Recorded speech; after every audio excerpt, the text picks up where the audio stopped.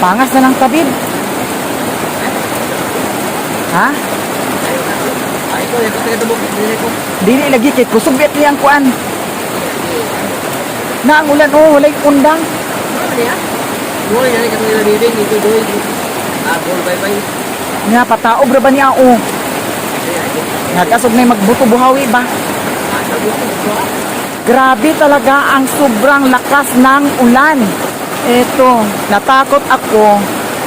Base na ay magbuto na buhawi. Ginoo ko. Dakong sapa ra ba ning dapit sa kuan guys? San Alonso. Katong may tulay. Oh my God.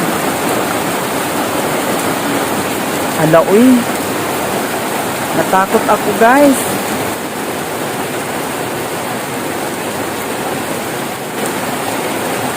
Ang kinakatakutan ko dito, guys, yung malaking sapa. Oo, kasi walang tigil talaga ang ulan simula kahapon pa. Takot ako, my God.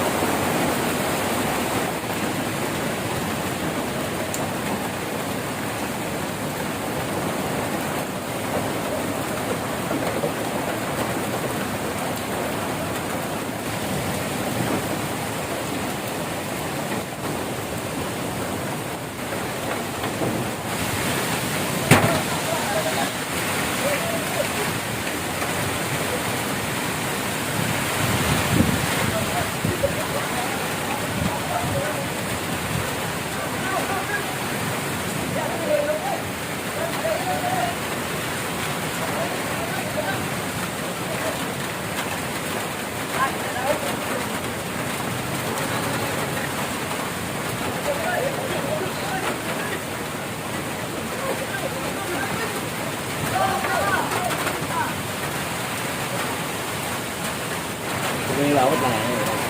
Ano ba yung baha dito? Naglapas na dito. Kulay. Kulay. Bukan na ba dito itong...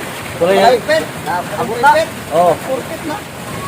Abot na sinong balay. Abot na parang dito. Ang balay ito sa lunsog yung nakahirig na. Diba? Abot na tubig. Naara guys, mauna ang bawod karon orasa dili pa na siya taob. Mauna ang kinahanglan, i-safety namo ang among mga gamit. Kusog pud kaayo ang hangin guys. At bang rami sa kamigin maunang medyo delikado jud kay na arang dagkuan na sa mga bawod.